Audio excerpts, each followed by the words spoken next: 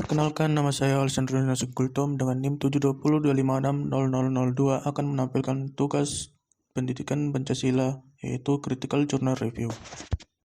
Dalam tugas CJR yang akan saya tampilkan, akan membahas 4 bab. Yang pertama itu dari A. Pendahuluan, B. Ringkasan isi jurnal, C. Pembahasan, dan D. Saran dan kesimpulan. Kita masuk bagian yang pertama, yaitu pendahuluan. Dalam pendahuluan, pertama kali kita akan membahas apa itu sebenarnya rasionalisasi dari pentingnya CJR. CJR di saat kita membutuhkan sebuah referensi, yaitu jurnal sebagai sumber bacaan kita. Selain buku dalam mempelajari mata kuliah pendidikan Pancasila, sebaiknya kita terlebih dahulu mengkritisi jurnal tersebut agar kita mengetahui jurnal mana yang lebih relevan untuk dijadikan sumber bacaan.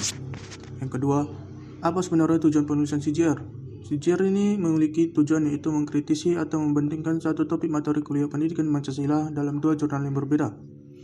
Kemudian dalam manfaat CJR, kita akan mendapatkan manfaat yang pertama itu untuk menambah wawasan tentang jurnal pendidikan Pancasila, untuk mengetahui prinsip apa yang ditanam dalam jurnal pendidikan Pancasila, untuk mengetahui sila-sila yang diterapkan ada di masyarakat, dan yang terakhir untuk mengetahui kelebihan dan kekurangan jurnal.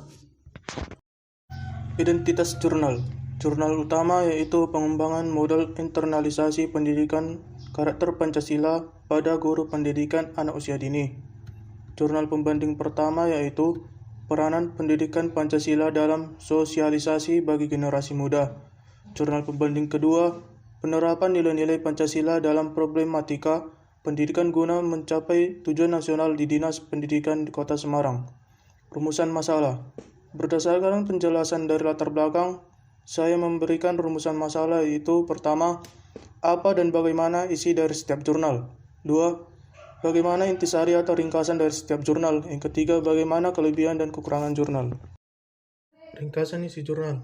Jadi, jurnal utama ini memiliki isi yang saya simpulkan, yaitu tujuan penelitian adalah untuk mengembangkan model internalisasi pendidikan karakter sebagai pengaturan nilai-nilai Pancasila, mengetahui langkah dan efektivitas model untuk mengembangkan strategi yang efektif, serta memperoleh hasil pengembangan bahan ajar oleh guru di Kota Semarang.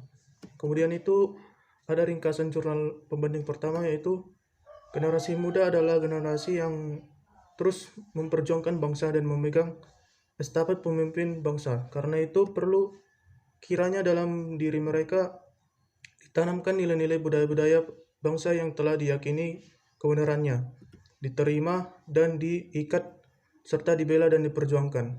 Kemudian ringkasan untuk jurnal kedua itu mengenai dasar negara Indonesia, yaitu Pancasila, yang terdiri dari 5 sila, yaitu nilai ketuhanan yang Maha Esa, kemanusiaan yang adil dan beradab, persatuan Indonesia, kerakyatan yang dipimpin oleh hikmat kebijaksanaan dan permusyawaratan perwakilan, beserta keadilan sosial bagi seluruh rakyat Indonesia. Nah, jadi yang ringkasan jurnal yang pembanding kedua ini berkata bahwa Pancasila sebagai dasar negara Indonesia dapat ditemukan landasan konstitusionalnya, begitu.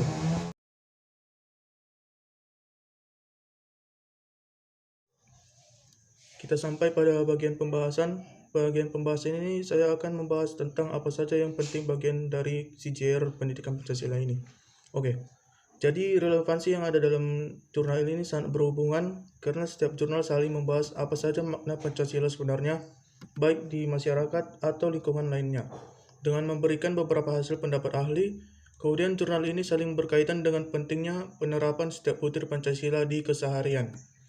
Kemudian dalam jurnal ini, pokok-pokok penelitian yang dibahas adalah bagaimana kelima sila ini mengembangkan pendidikan karakter di Indonesia, mulai dari PAUD sampai ke masyarakat. Dalam jurnal ini juga maupun utama atau pembanding, kajian teorinya membahas pengembangan internalisasi bagi guru PAUD yang akan berpengaruh pengajaran terhadap anak didik dengan menerapkan arti fungsi Pancasila, peranan Pancasila bagi generasi muda, dan kemudian bagaimana peranan Pancasila dalam mengatasi problem di pendidikan. Metode penelitian ini yaitu dengan penelitian dan pengembangan atau research and development, dengan tujuan mengembangkan model pembelajaran yang dapat dipertanggungjawabkan. Metode jurnal pembanding pertama dan kedua dilakukan dengan pendekatan penelitian, spesifikasi penelitian, pengumpulan data, analisis data, wawancara, dan dokumentasi. dengan hubungan antara ketiga metode ini yaitu dilakukan dengan nyata dan dapat dipertanggungjawabkan.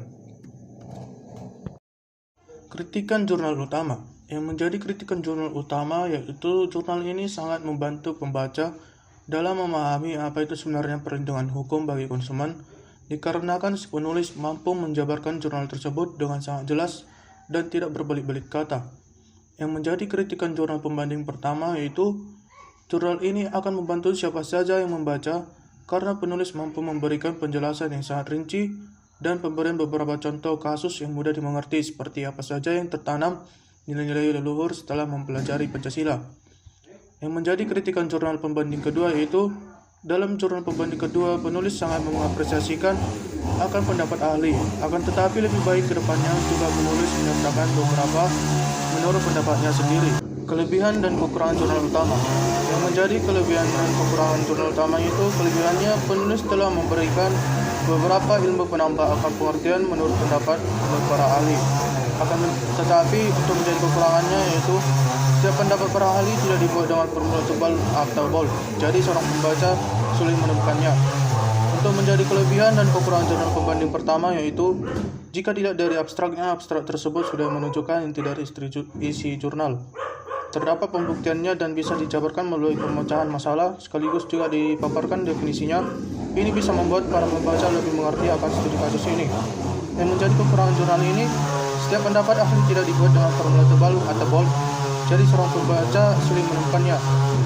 Yang menjadi kelebihan dan kekurangan jurnal pembanding kedua yaitu kelebihannya bahasa dan penulisan setiap kata dapat dipahami dengan baik.